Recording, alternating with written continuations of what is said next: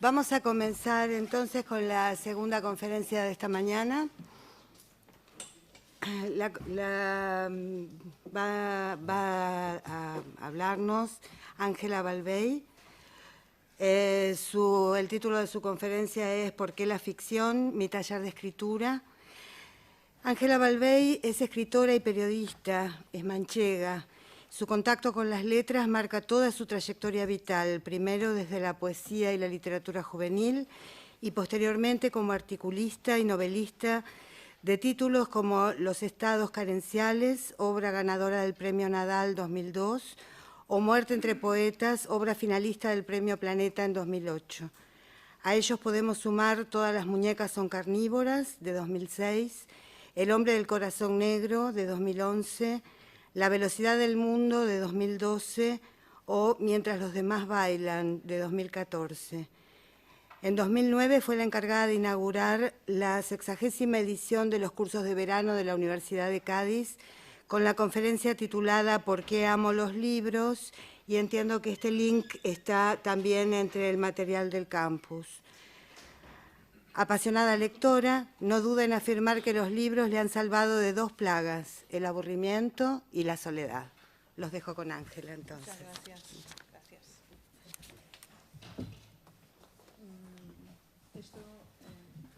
Sí. Este lo apago, por si acaso. Bueno, buenos días y muchas gracias por estar aquí. Siempre que vengo a Cádiz me parece igualmente milagroso que alguien entre en un recinto cerrado y aguarde sentado unos minutos, pudiendo estar al sol, al mar, a la ciudad, esta ciudad maravillosa que tenéis y que tanto envidio. Bueno, el título que he puesto a mi disertación, ¿Por qué la ficción? Y mi taller de escritura va evidentemente sobre el tema del que quiero contaros algo, que es eso, la necesidad de la ficción en un mundo más que nunca tecnológico, como el que nosotros tenemos ahora, en el que las telecomunicaciones han revolucionado completamente nuestra manera de estar en el mundo, no solamente de vivir, de conectarnos los unos con los otros, de formar sociedades, familias, relaciones. La revolución tecnológica que hemos vivido en los últimos años, yo diría que muy pocos años, y vosotros lo sabéis, porque realmente desde hace 5 años, la última vez que yo estuve en Cádiz, con motivo de esta conferencia que se mencionaba, esta conferencia inaugural, bueno, pues por entonces no existían todavía plataformas multimedia de comunicación como pueden ser el WhatsApp, que parece no sé, una ligereza mencionarlo, pero realmente ha transformado nuestra vida, está transformando nuestra vida cosas como el WhatsApp, los teléfonos móviles. Lo que la ciencia ficción nunca pudo imaginarse es que las grandes revoluciones iban a venir de la mano de las telecomunicaciones. En una novela de Gibson, que vosotros seguramente conocéis, y si no yo os la recomiendo, que inaugura el ciberpunk, y se llama Neuromante, es un clásico de la ciencia ficción, un clásico rompedor en el que el género de repente expande sus fronteras. Es una novela, creo, de los años... Ahora no me hagáis mucho caso, pero puede ser de los años 80 o anterior. Bueno, esto no lo recuerdo bien, pero en cualquier caso es un hito de la ciencia ficción, del ciberpunk. Se inaugura el ciberpunk y, sin embargo, en esa novela los protagonistas de Neuromante, cuando iban a comunicarse los unos con los otros, iban a una cabina de teléfonos. O sea, había una cabina de teléfonos siempre por allí y si no, el personaje la buscaba para comunicarse, para mandar mensajes. O sea, la gran falla, la gran falta de previsión de la ciencia ficción, que siempre anticipa cosas, lo mismo que Julio Verne anticipó tantas cosas en nuestra vida cotidiana y en las revoluciones tecnológicas que vendrían después de él, ha sido no prever que nuestra manera de revolucionar la historia y de revolucionar la vida de los seres humanos iban a ser las telecomunicaciones. Esto es algo en el que ha fallado todo el mundo. Cuando yo era pequeña, en los años 70, la gente pensaba que el futuro era un futuro de colonias en Marte, en la Luna. Entonces yo hacía previsiones, era niña y pensaba, bueno, pues cuando yo viva en la Luna, ¿cómo voy a criar a mis hijos en la Luna? Porque yo evidentemente tendré que tener una familia, tendré que instalarme en la Luna, ¿cómo voy a tener yo un jardín en la Luna? Eran cosas que yo me planteaba, ¿no? Siendo niña. ¿Cómo va a ser mi jardín en la Luna, ¿no? Ese era el futuro tecnológico de la humanidad pasaba por la conquista de otros mundos, de mundos cercanos o lejanos, como Marte.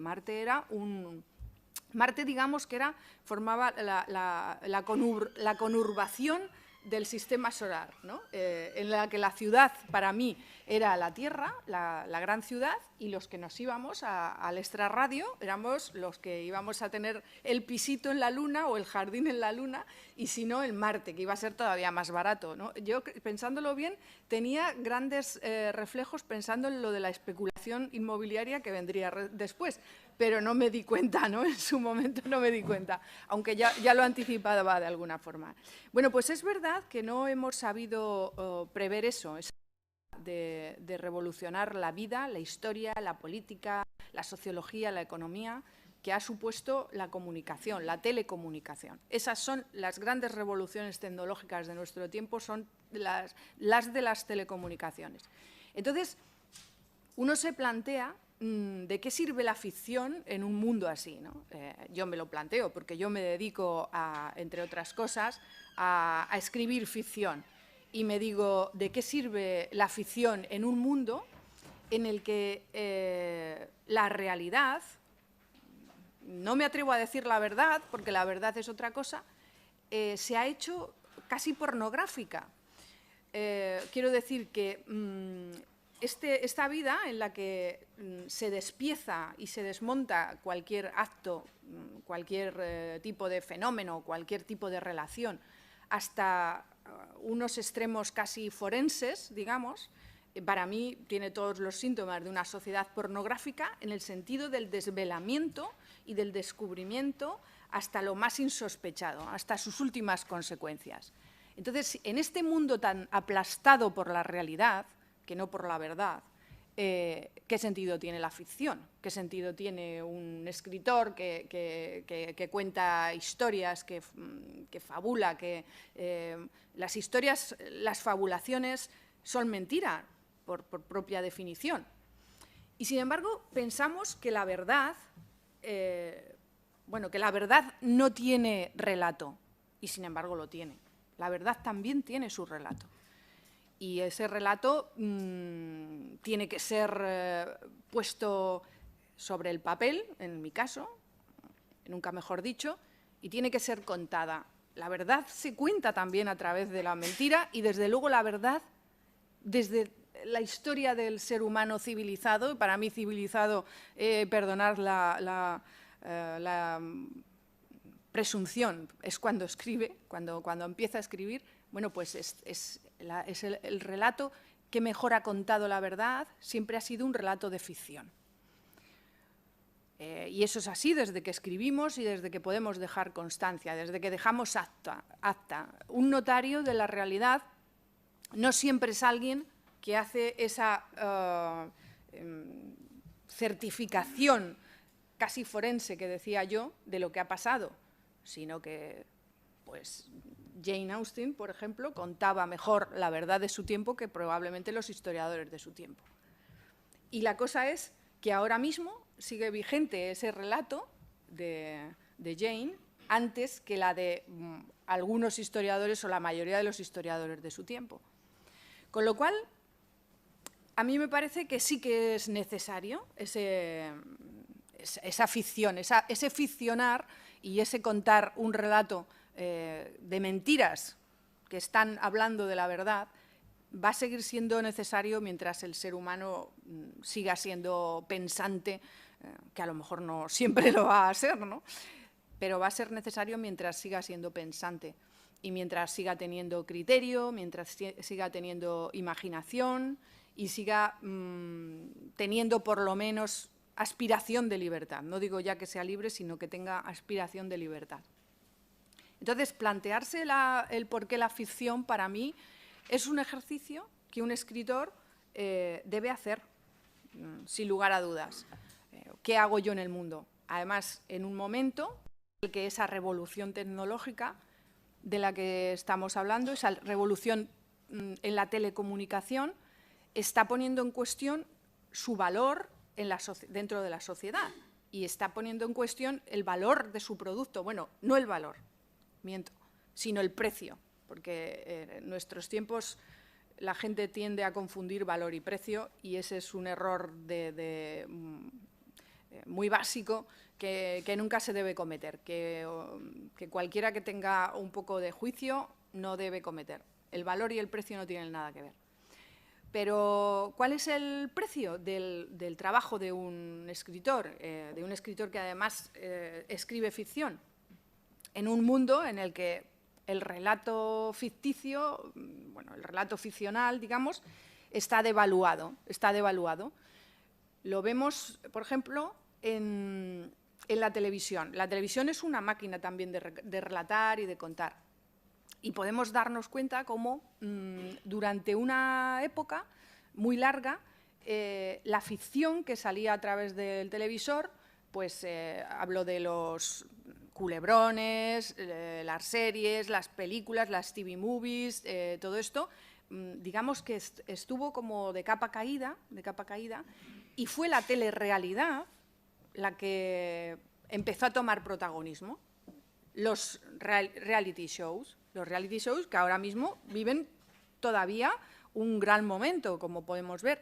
Pero era como si, de alguna forma, la televisión estuviera diciendo que el relato construido como ficción, con voluntad de ficción, no interesaba ya, porque lo que interesaba era la realidad.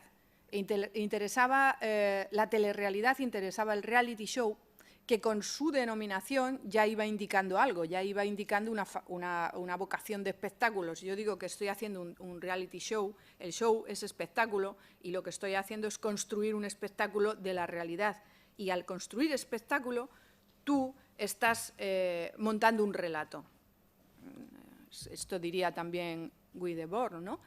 Vivimos en esa sociedad del espectáculo, el reality show toma el podium, se sube al podio de los relatos que se construyen en televisión y dice que ha venido para quedarse y que el rey es él, el reality. Lo que yo antes enlazaba un poco con ese análisis forense de la realidad, que es pornográfico a mi modo de ver, porque llega hasta sus últimas consecuencias. Y sin embargo, en los últimos tiempos, si vosotros lo estáis viendo, de nuevo la ficción está volviendo con mucha fuerza, además. Empieza a amenazar todos esos realities que antes se fabricaban, digamos, con gente anónima. O sea, las celebrities habían quedado un poco postergadas y de repente era la gente de la calle, los espectadores, los que antes eran espectadores, se hacen protagonistas. Eso es parte también de un fenómeno de democratización que tiene que ver con la economía, con la política, con la evolución de la sociedad y con la evolución tecnológica de la sociedad. De repente es el espectador, es el que toma el papel protagonista y de repente es la clase media la que intenta ser protagonista político de la historia. Y eso se ve, yo lo veo también, por ejemplo, en las monarquías europeas. Vosotros podéis ver cómo las monarquías europeas, sus vástagos, los principitos europeos, se están casando con la clase media. O sea, con una periodista en España, de la periodista en España hasta la stripper sueca esta. O sea, hay un asalto de la clase media a las instituciones más elitistas de la sociedad. Eso forma parte de un proceso de democratización absoluto que están viviendo Occidente. y que quiere decir que las clases medias, bueno, ya no tanto las clases medias, que están en franco peligro de extinción, sino que los consumidores quieren ser protagonistas de la historia. Desde el momento en que quieren vestirse bien en Zara, que democratiza la moda y la pone al alcance de cualquiera, hasta el momento en el que una persona de clase media llega a una alta institución del Estado, de estas anacrónicas que tanto se dicen, pero que siguen estando ahí en lo más alto, en el cenáculo social, ¿no? Y que bueno, conquista la institución monárquica, la monarquía. Bueno, todo ese proceso, los protagonistas han cambiado. Los protagonistas han cambiado, ya no somos, nosotros ya no somos los mismos, como decía aquellos, no somos, los libros ya no tienen los mismos protagonistas, ya no son condes, ya no son duques, ya no son ni siquiera burgueses, ya no es ni siquiera la burguesía ilustrada la protagonista, la que tiene los medios de producción, como decía Marx, sino que es el consumidor, porque ya habríamos de hablar quizás en términos económicos, no en términos de clases sociales, sino en términos de consumo y de producción económica. Bueno, somos nosotros los que tomamos el protagonismo de todo lo que importa en la historia del ser humano. Entonces, cuando parecía que esa democratización se había consumado hasta sus últimas consecuencias y que el reality show era, de alguna forma, la manera de expresarse que tenía la televisión y que tenía el relato televisivo, aparece de nuevo la ficción. Y vosotros, como decía antes, podéis comprobarlo, ¿no? Como de nuevo en las televisiones, las teleseries están arrasando. Hay como una necesidad de tener de nuevo historias, que la mentira, que la ficción pura ocupe su lugar, como si la echásemos de menos. Esta cosa que creía yo que un escritor ya no tenía razón de ser, un fabulador, un contador de mentiras, un contador de cuentos, de nuevo parece ser necesario, en un momento en que su valor es bien bajo, como yo decía, ¿no? Porque lo que hace un escritor ahora mismo, el escritor de libros, no el escritor de relatos audiovisuales, pero el escritor de libros, hace libros que están muy devaluados, ¿no? Perdón. Están muy devaluados. Bueno, esto antes no pasaba, hace muy poco no pasaba esto, que te interrumpiesen justo en el... Pero bueno, es que ahora el teléfono también sirve de reloj, sirve de todo, sirve de alarma, sirve de ordenador, sirve de todo. Claro, la gran revolución es esta. Bueno, como decía, ese escritor que escribe libros que parece que están, bueno, el que no se baja un libro, bueno, es ¿quién compra libros hoy día? Bueno, y los escritores seguimos haciendo libros. Yo me planteo si somos seres a extinguir,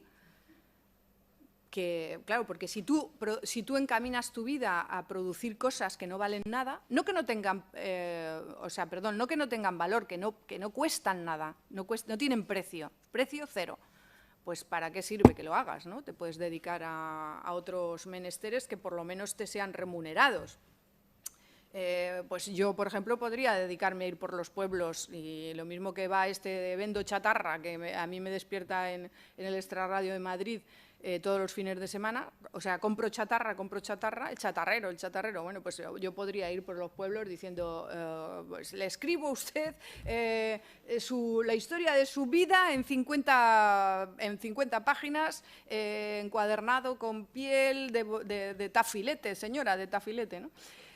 O me podría ofrecer para ir a amenizar comidas familiares, pues puedo ir a un sitio y decir, oiga, ustedes son una familia que se lleva... Yo ya escribí un artículo sobre esto, me estoy autocitando, pero bueno, ustedes son una familia espantosa, se llevan muy mal, los dejan juntos y acaban peleándose, tal, pues contrátenme a mí y yo no puedo ir a dar conferencias porque nadie sabe que es un escritor, para que ya nadie quiere oírme, pero yo a su casa sí puedo ir y le puedo contar cosas, yo soy divertida, tengo conversación, pues, le puedo rebajar la tensión, esta tensión familiar que se crea en el que cuando ya llegan los postres están a punto de saltar y estrangularse los unos a los otros porque no están muy bien avenidos y tienen posibles para pagar unos eurillos para que un escritor les amenice y le haga más distendida la comida, pues, por ejemplo, ese es un trabajo que puede hacer un escritor. Les puede contar 1000 historias inventadas o no inventadas, porque a veces hay algunas que son tan estrambóticas que solamente con relatarlas ya parecen ficciones locas, ¿no? Entonces, bueno, ¿qué hace un escritor hoy día? Yo creo que, a pesar de que la economía haga presagios aciagos sobre el presente o sobre el futuro, el escritor sigue siendo un elemento sustancial de la sociedad humana. Y lo que probablemente esté cambiando sea el libro y su manera de comercializarlo, porque de la tablilla sumeria al ebook pues ha habido un gran salto. Se ha sufrido transformaciones, el continente ha sufrido transformaciones, pero el contenido sigue siendo el mismo. Y el escritor sigue siendo ese sabio sentado del que hablaban los clásicos, que se sentaba, nunca mejor dicho, en medio de la plaza, del ágora pública, y miraba y extraía conclusiones y las contaba en forma de parábola para que las entendiera la gente que no era licenciada o su propia madre, y le explicaba las cosas de la vida, digámoslo con esta expresión un poco grandilocuente, pero que también es perfectamente entendible. Y de esa forma mejoraba la vida de sus coetáneos, de sus contemporáneos. Mejorarla, yo lo digo porque a mí, mi propia vida, ha sido extraordinariamente mejorada por escritores.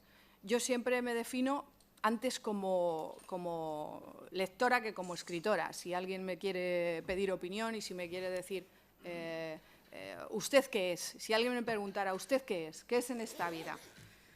Pues yo probablemente respondería que soy lectora.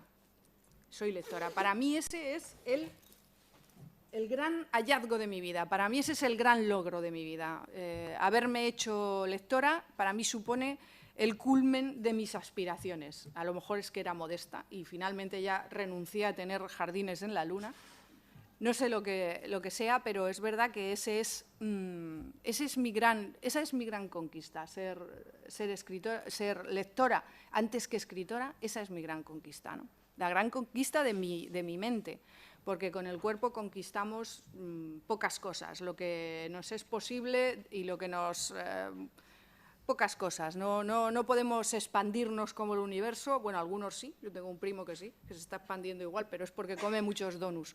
Pero normalmente no puedes expandirte tanto, ¿no? Entonces, sin embargo, con tu cabeza sí que puedes conseguir algunas cosas. Y yo he conseguido ser lectora. Y como lectora, pues sigo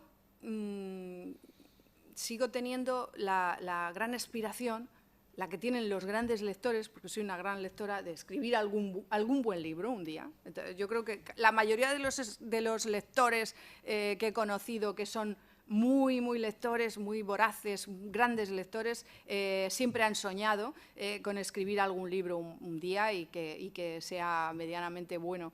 Y no tienes por qué, porque realmente no hay necesidad de escribir libros. El mundo probablemente siga siendo el mismo, pero de leerlos, para mí sí. Y como lectora, pues he hecho grandes conquistas y además me he dado cuenta de que mi vida ha sido mejorada por los escritores que he leído. Ha sido sustancialmente mejorada. Esa aspiración de la que yo hablaba, de que un escritor piensa, está aquí y puede mejorar un poco la vida de sus contemporáneos, y bueno, y si tiene suerte y pasa el canon y le pasa el tiempo por encima y sus libros sobreviven, pues incluso puede mejorar la vida de algunos otros que vengan después de él.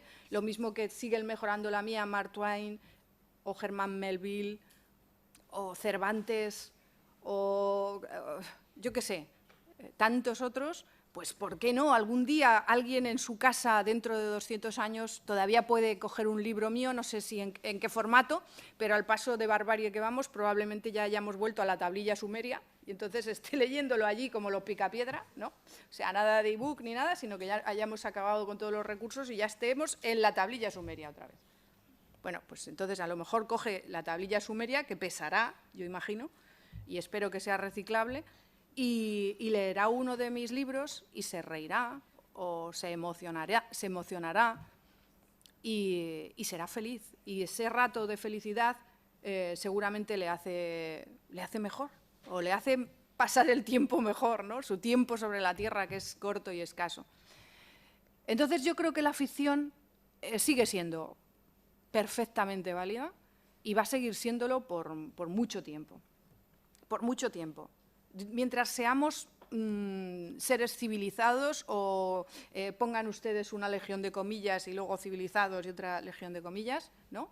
Mientras tanto, pues probablemente sí que lo siga siendo. Ahora, cuando un escritor decide, como es mi caso, o un lector decide que quiere ser escritor y consigue más o menos ser escritor, bueno, pues luego también hay una forma de trabajar. Hay que trabajar. No se puede ser escritor y no leer, aunque yo conozco a varios,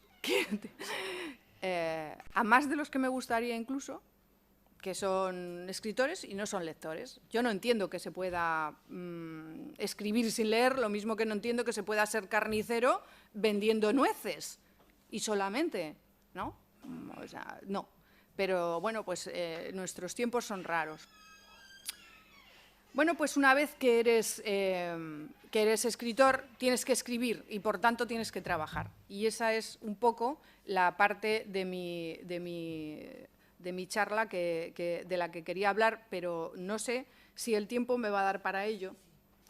No, porque sí, pero quiero decir, lo que yo tenía previsto era muy largo, porque me lo tenía escrito. Normalmente no, me gusta tener una guía y me tenía tal. Y entonces, en mi taller literario, digamos, yo recurro a la historia de la literatura para que me ayude, para que me dé inspiración cuando estas cosas que se dicen de, bueno, la pantalla en blanco o la página en blanco. Antes era la página, ahora ya es la pantalla. En cualquier caso está en blanco, sigue estando en blanco.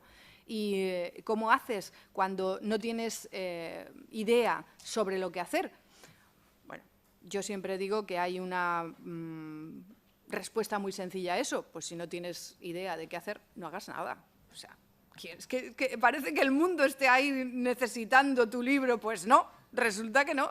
Si es que si no lo escribes no pasa nada. No te va a echar de menos nadie.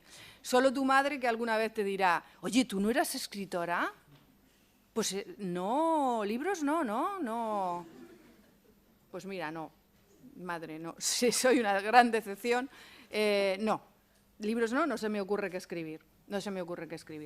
Bueno, realmente mi problema no es ese, porque para mi desgracia, yo creo, porque lo mismo da la abundancia que la escasez, la extrema abundancia que la extrema escasez, yo siempre tengo ideas, seguramente malas la mayoría, pero alguna sobrevive al proceso selectivo al que la someto.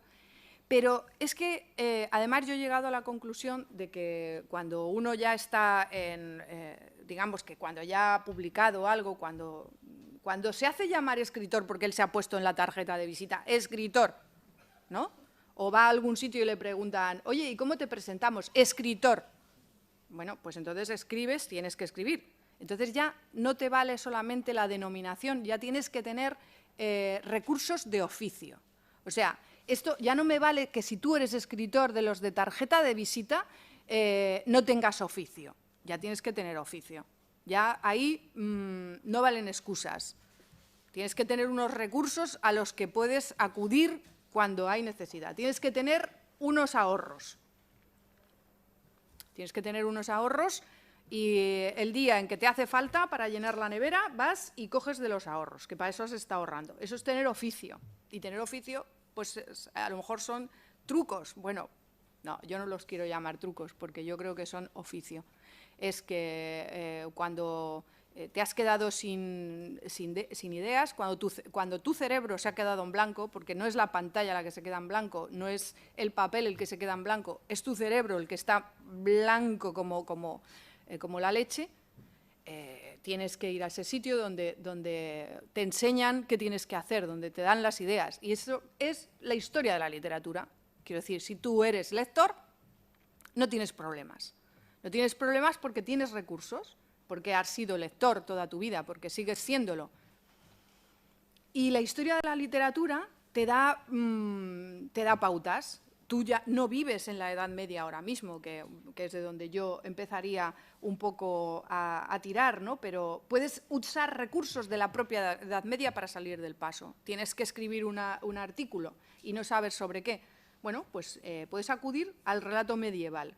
Vamos a acotarlo entre 1300 y 1400 en la Francia de los ciclos caballerescos, que estaba dirigida por la burguesía de la época y que se construían en verso. Pues yo citaría el Roman de Troyes de Benoît de Saint-Maur, del tipo caballeresco y didáctico. Entonces, bueno, entonces se contaban episodios tales como raptos, naufragios, guerras, piraterías, intervenciones milagrosas. Esas cosas las puedes traducir a la vida de hoy. Para naufragios, los de la clase media española, por ejemplo, naufragando, vamos, con el agua al cuello. Guerras, las guerras son económicas. Bueno, pues ahí tienes una guerra, escribe de la guerra. Piraterías, sin número, no vamos a contarlos porque son increíblemente largas. Intervenciones milagrosas, las del Banco Central Europeo, pues ya tienes ahí tema. ¿De dónde te has ido? Al relato medieval. Fíjate, ¿quién te iba a decir a ti? Si realmente has leído, si realmente conoces tu historia, bueno, yo he echado mano, en este caso, de la tradición francesa, pero es que yo siento que la tradición europea es la mía, porque está más conectada de lo que creemos, lo mismo que en España somos muchos y muy diversos que dicen y tal, pero es que claro, es que todos descendemos de unos monos que escaparon de África, igual que estos que están intentando saltar la valla, no digo estos pobres señores que vienen de África, huyendo de África, todo el mundo huye de África desde hace milenios, ¿no? Los seres humanos escapamos todos de África. Somos monos erguidos que escaparon de África en un momento dado y que siguen huyendo. Venimos todos del mismo sitio, entonces aquí estas distinciones, ¿no? Y eso que parece que nos hace tan especiales ahora y tal y cual, en su momento no lo ha sido y en el origen no lo ha sido y bueno, en todo caso podemos hablar de tradiciones culturales distintas, Oriente y Occidente y tal y cual, pero en el fondo somos todos lo mismo, somos la misma cosa y los que se empeñan en encontrar estas grandes diferencias normalmente yerran por desconocimiento y para su desgracia, ¿no? Bueno, también estaban el relato humorístico y el relato erótico de estructura abierta. Por ejemplo, estaba el de Camerón, de Boccaccio, los cuentos de Canterbury, de Chaucer, el libro de Buen Amor, del arcipreste de Ita, y tantos modelos a los que tú te puedes agarrar para escribir cualquier cosa. Porque además el siglo XX, que ha sido disolvente, ha tenido esa facultad, la de digamos que, acabar con los compartimentos estancos, ¿no? Entonces tú puedes decir, bueno, tengo que escribir un artículo, tengo que escribir un relato, un cuento, una novela, voy a echar mano de los modelos que ya sé y a intentar hacer, pues eso. Ahora se ha puesto de moda otra vez el relato erótico, que parecía una cosa que dejábamos. No, si es que las modas las vivimos como algo muy contundente, pero no nos damos cuenta de que son igualmente evanescentes y efervescentes y decadentes y caducifolias, ¿no? Son caducifolias y vuelven al cabo de los 5 años y nos parece que ha pasado ya una eternidad, lo mismo que ha venido el WhatsApp y creíamos que estaba aquí de toda la vida, ¿no? Y claro, imagino que los que tengan 15 años sí piensan que está aquí de toda la vida, pero los que ya tenemos una edad tenemos que darnos cuenta de que hace 5 años no existía. Bueno, pues se pueden luego utilizar, y yo hablo de mi taller, de lo que yo uso como referencias, técnicas del Renacimiento. Y cuando digo utilizar, no me refiero a que haya que escribir como Boccaccio, por supuesto que no, pero puedes recordar a lo que hacía Boccaccio para intentar contar algo de tu propio tiempo, porque si de algo sirve la ficción y de algo sirven los escritores es para seguir siendo un espejo de las mismas preocupaciones, las mismas inquietudes del alma humana en un determinado tiempo, pero lo que digo, siempre son las mismas, desde que somos sapiens sapiens, son las mismas prácticamente, ¿no? Lo que cambia es el escenario, lo que cambia es la tecnología, pero el alma humana es muy parecida. Y aunque demos pequeños saltos evolutivos, no se sabe muy bien, los damos más bien en la moral que en cuestiones como que nos salgan alas o que podamos sumergirnos a 2000 metros bajo el agua y respirar, ¿no? Bueno, pues en el Renacimiento, en los siglos XV y XVI, tenemos las novelas de caballerías, las de tipo pastoral, como la Diana de Montemayor, la Diana enamorada de Gil Polo. Había muchas Dianas en la época. Lo mismo que hoy día, pues hay muchas sombras de Grey. Y probablemente dentro de un tiempo la gente se acuerde de esto lo mismo que de las pobres Dianas estas que hicieron más mérito, ¿no? Están las novelas moriscas, las historias de la Bencerraje y la hermosa Jarifa. Jarifa es un nombre maravilloso, habría que resucitarlo para ponérselo a nuestros hijos y nietos. Y Jarifa, Jarifa. Antes había muchas Jarifas que inspiraban novelas, que inspiraban poemas, y ahora no hay ni una sola Jarifa. La novela picaresca está El Lazarillo de Tormes. El Lazarillo de Tormes, por ejemplo. Bueno, está la construcción, es de ritmo lento, descripciones de ritmo lento, solamente con una cosa, decir, bueno, voy a utilizar la descripción aquella de ritmo lento, bueno, pues me puedo soltar ahí un párrafo y relleno la hoja, si es que eso es lo que quiere hacer un escritor. Yo creo que no, pero bueno, si eso es lo que quisiera hacer, para rellenarlo puede echar mano de eso. La novela dramática, por ejemplo, la novela dramática ofrece grandes recursos porque incluye el diálogo sin descripciones. Uno piensa, bueno, esta cosa de dialogar es algo que me enseñan en un taller que hice por internet, que me salió muy barato, pero me enseñaron a dialogar. Bueno, pues en la Celestina ya hablan así los personajes, el narrador no interviene, no es algo que se hayan inventado ahora, ¿no? Las novelas de caballerías desarrollan aventuras inverosímiles y son episodios protagonizados por un mismo protagonista, valga la redundancia. Bueno, el Gargantúa y Pantagruel de Rabelais. ¿Se puede explicar toda la economía contemporánea con la estructura de una novela de caballerías? En el siglo XVIII damos un salto, ¿no? En el siglo XVIII se hace la novela moderna de investigación documental de la sociedad y un retrato de clases sociales, y surge la novela burguesa. Se trabaja el suspense y el sentimentalismo. Estoy haciendo una brocha de trazos, estoy dejando unos trazos de brocha gorda, evidentemente, pero es un esquema en el que luego se puede completar, pero que sirve de estructura. Bueno, pues estos dos, suspense y sentimentalismo, son claves en la narración contemporánea de los medios audiovisuales, por ejemplo. Se utiliza sin cesar en la ficción televisiva del Culebrón, de la teleserie El Príncipe, la serie esta que ha tenido un gran eco. Bueno, pues El Príncipe utiliza sin cesar recursos de la novela del siglo XVIII. En el siglo XIX tenemos dos tendencias, el realismo y el romanticismo. El realismo se trata de reproducir la vida cotidiana en lo esencial de su época y, bueno, se puede desglosar novela naturalista, la novela regional y social. Hombre, por favor, en la novela regional y social sigue plenamente vigente. Uno puede hacerse ahora mismo escritor fundacional de una de estas pequeñas pequeñas, grandes autonomías que estamos construyendo entre todos. Este Estado plurinacional que queremos... Bueno, pues si tú eres escritor fundacional de La Rioja, que era algo que nunca había existido en la historia, pues te garantizas, si no la inmortalidad, por lo menos una estatua en una plaza pública, ¿no?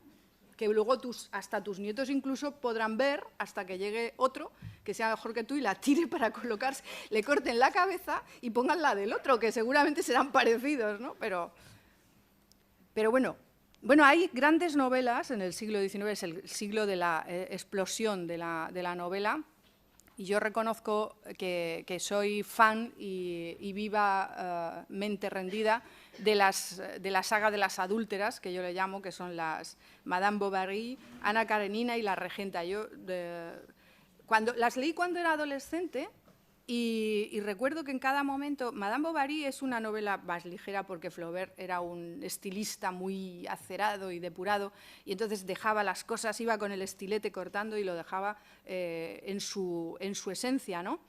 Pero La Regenta, por ejemplo, de Clarín, yo recuerdo haberla carreado cuando era adolescente, me puse cachas solamente de llevar La Regenta debajo del brazo, la paseaba y no me atrevía a leerla porque me parecía, decía, menudo plomo, o sea, si me está dejando los bíceps de esta manera. Y entonces un día ya, bueno, de tanto pasearla, porque me gustaba mucho presumir de lo que leía, llevándolo así puesto para que lo vieran, ¿no? Decía, oye, que yo estoy leyendo esto, ¿eh? Y bueno, así leía a gente, bueno, que nunca creeríais.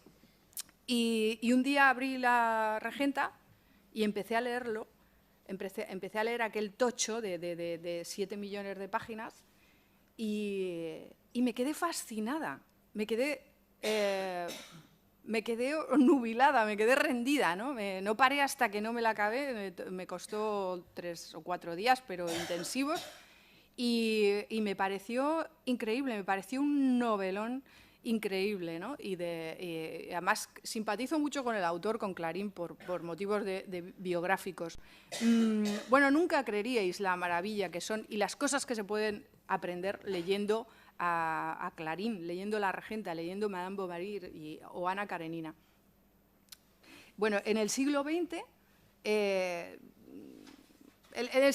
hay dos cosas trascendentales, a mi modo de ver, que mediatizan la evolución de la literatura, y ya con esto voy a acabar. O más bien hay tres. Bueno, hay dos hechos que son ajenos a la literatura, que son la falta de absoluto, digamos, y el inconsciente freudiano, que de alguna manera rompen todos los esquemas de tantas cosas, ¿no? de la vida humana en general. Y luego está el Nouveau Roman, que también es demoledor. A partir de aquí estamos en un momento que somos herederos del siglo XX en literatura, pero estamos también intentando recuperar formas de narración clásicas.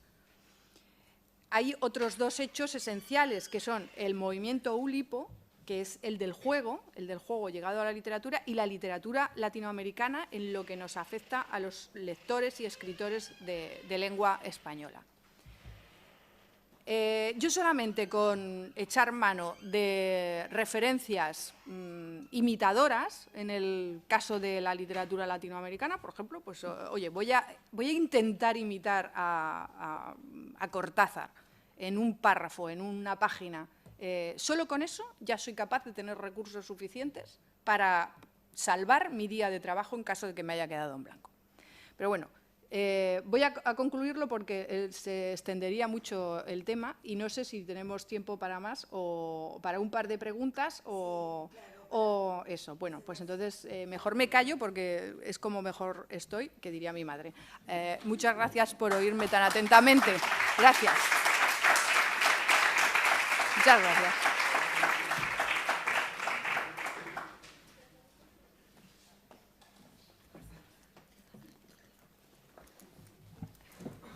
Bueno, vamos a escuchar entonces las preguntas, los comentarios que quieran hacerle a Ángela. Cuando un escritor en la actualidad no puede vivir de los derechos de sus libros, cuando hay menos conferencias, esas actividades paralelas, ¿no? Que es de las que ha vivido el escritor muchas veces, ahora hay menos conferencias seguro, ahora hay menos colaboraciones de prensa, ¿de qué vive y de qué va a vivir un escritor? pues como todo el resto de los españoles, de nuestras familias, claro, de la despensa de la yaya. Hay una canción del verano ahora que dice en Cala Yaya, que lo he visto en YouTube el otro día, porque esto ha cambiado mucho nuestras vidas. Pues te vas en Cala Yaya o tratas de casarte bien, que es algo que tendríamos que hacer todas, llegadas a una edad, o tratas de ganar la lotería, o porque claro, paro no tienes, ¿no? Eres autónomo de estos que casi no pueden cotizar o que no cotizan directamente, o te sumerges, economía sumergida, y lo que yo he dicho, ir a cenas de ricos y amenizarles las cenas o algo. Porque evidentemente no hay conferencias, no hay… de los derechos de autor vive muy poca gente, nunca ha vivido nadie de los derechos de autor. Entonces, bueno, pues uno se intenta sobrevivir escribiendo en los periódicos, si puede, escribiendo en las revistas, haciendo una colaboración, haciendo un congreso, haciendo un viaje, haciendo lo que sea, ¿no? Pero evidentemente es muy difícil, y lo que supone también es… porque la cultura tiene que ser de alguna forma mimada si no queremos caer en la barbarie, claro. Entonces, hay que ejercer el mecenazgo privado o el mecenazgo público, y tú tienes que… Oye, Rilke era un señor que se pasó la vida yendo a comer a casa de sus amigos, a vivir a casa de sus amigos, que claro, evidentemente eran todos la condesa de von Taxis y no sé quién, lo he pronunciado mal seguramente, lo digo porque como está grabado luego me pillarán y… Exacto. Bueno, evidentemente, si no tienes amigos condes ni amigos ricos, pues… bueno, pues te tienes que buscar otra manera, pero que a estas personas hay que mantenerlas con vida. O sea, no digo viviendo en un palacio alemán, no, digo comiendo por lo menos una vez al día, ¿no? Entonces, si no se ejerce ese mecenazgo, corres el riesgo de extinguirlos a todos, de que nos hagamos todos administrativos o tenderos, que son profesiones que yo envidio, ojo, y que tienen… por lo menos garantizada la manutención, y descabezas intelectualmente una sociedad. ¿Y con eso qué consigues? Pues con eso consigues empobrecerla y estar más cerca de la barbarie. ¿Alguna otra pregunta, comentario? Sí. Hablabas antes de la ficción, ¿no? De que estamos empezando otra vez a necesitar… Bueno, yo puedo soy estudiante y tal, pero siempre que nos hablan de ficción casi siempre está ligado a que la sociedad pues está en decadencia y que típico un poco al romanticismo de por evasión. Evidentemente. Entonces, yo creo que sigue siendo la teoría pendular de que otra vez cuando la sociedad está decayendo o no es capaz de afrontar, digamos, la realidad, es cuando necesita otra vez pues los shows, la distracción y la… Evidentemente, eso es así y sigue siendo cierto. O sea, cuando ese florecimiento, entre comillas, que yo apuntaba de la ficción, lo que está denotando es eso. Está denotando una decadencia, un hartazgo, un cansancio. Ya no podemos ver la realidad y necesitamos pensar en otra cosa porque nos sentimos abrumados. Es un síntoma clarísimo, como tú muy bien has recordado, de decadencia económica y decadencia moral y de decadencia en todos los sentidos. Estoy de acuerdo. Solamente un comentario acerca de lo primero que dijiste, porque me he identificado contigo en el tema de la luna. Porque yo los recuerdos míos de mis primeras relaciones recuerdo un texto, una partilla, cuando estudiaba unas pastillas pequeñitas, que era que íbamos a ir de viaje de novia a la luna, y después no ha sido realidad, o sea que también ha avanzado en otros aspectos. Pero es verdad que Julio Verne adelantó el tiempo, o sea, con sus escritos, posteriormente Sí, sí. que podía hacerse realidad. Solamente me he identificado contigo. Sí, totalmente, es verdad, pues me alegro. No hemos llegado a la luna, pero muchos estamos en la luna. Lo que ocurre es que, claro, es más cómodo que estemos en la luna que estemos en la realidad, picando la piedra dura de la realidad, ¿no? Pero sí, Julio Verne fue un enorme adelantado, y por eso yo lo he mencionado, porque era visionario, porque un escritor también tiene que tener, aunque no escriba ciencia ficción, tiene que tener ese punto visionario, que yo lo veo como poético, ¿no?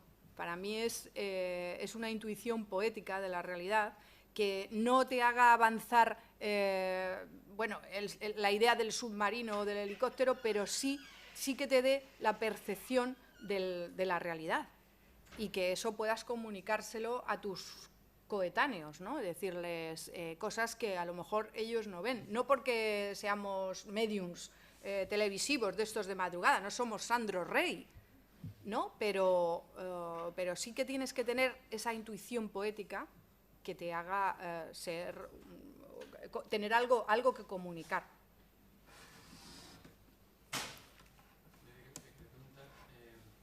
Sobre lo que está diciendo de la tradición de los relatos clásicos y la novela clásica, por ejemplo, Emilio Pacheco, que un escritor era todos los libros que había leído, y que hoy en día se tiene menos en cuenta el pasado literario que compartimos y se lanza uno sin haber leído, como decía estos escritores que no han leído y que sin embargo escriben, si se tiene menos en cuenta el legado literario que tenemos.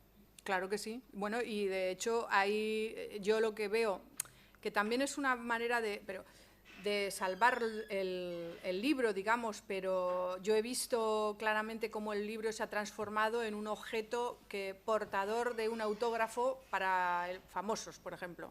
Porque antes las editoriales tenían pudor y a los famosos les hacían libros de no ficción.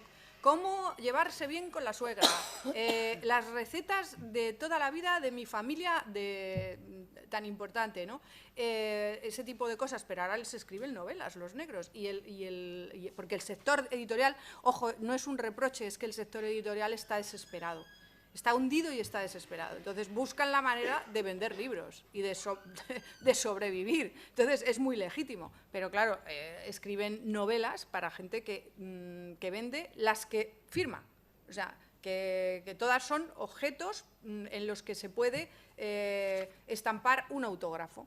Y entonces permiten a la gente, a los admiradores, acercarse a sus ídolos para que les firmen. Y cuesta 20 euros y que te den un autógrafo, ¿no? Entonces el libro, escribir libros, publicar libros no es sinónimo de ser escritor. Un escritor es algo más que eso. Un escritor tiene que ser una persona culta, lo mismo que un editor tiene que ser una persona culta. Y lo mismo que se supone que un intelectual tiene que ser una persona culta. Lo que no puede ser es no sé, un parvenu que de repente dice que es escritor, que no conoce su tradición, que no ha leído. ¿Cómo puede un escritor no leer? ¿Cómo puede un pescadero no vender pescados y llamarse pescadero?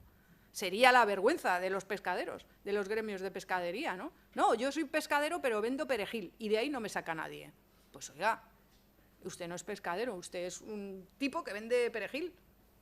Eso es lo que está pasando también en el mundo del libro. Me parece que la experiencia argentina es que pasa en el mundo del arte, ¿no? Tenemos de repente así como actores que no acostumbran ir al teatro, músicos que no escuchan a otros músicos, claro. ¿No? Es una cosa, y de repente el motivo por el cual eso sucede es que no quieren que su obra se vea influida, digamos. Pero ¿cómo no se va a ver influido? Claro, o sea, un escritor, un músico, ¿cómo no va a ser influido por la música? ¿Por qué va a serlo? ¿Por la ingeniería aeronáutica? O sea, es el único... Mozart, el pobrecito, moriría del susto, ¿no? Si lo supiera. Claro. De nuevo, quiero decir. Bueno, siendo ya las 12:10, vamos a agradecerle a Ángela. No, a vosotros, muchas gracias. La verdad que lamentamos siempre tener que cortar, porque siempre estamos cortando en lo mejor, en la primera conferencia y ahora también. Claro. Pero bueno, esperan otros conferencistas. Muchísimas gracias. Gracias. Muchísimas gracias.